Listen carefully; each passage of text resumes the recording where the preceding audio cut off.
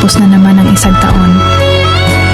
Thank you, Lord, sa isang taon na na-overcome ko ang lahat na trials na binigay mo sa akin.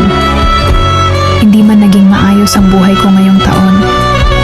Alam ko na hindi mo ako susubukin kung hindi ko kakayanin.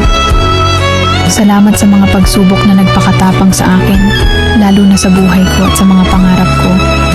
Kung may mga hindi man ako na-achieve this year, pwede bang sa susunod na taon, bigyan mo ako ng pagkakataon na makamit ko ang mga ito. Salamat sa mga blessings na ibinigay mo sa akin this year. Sobrang pasasalamat at pagpahalaga ang aking puso.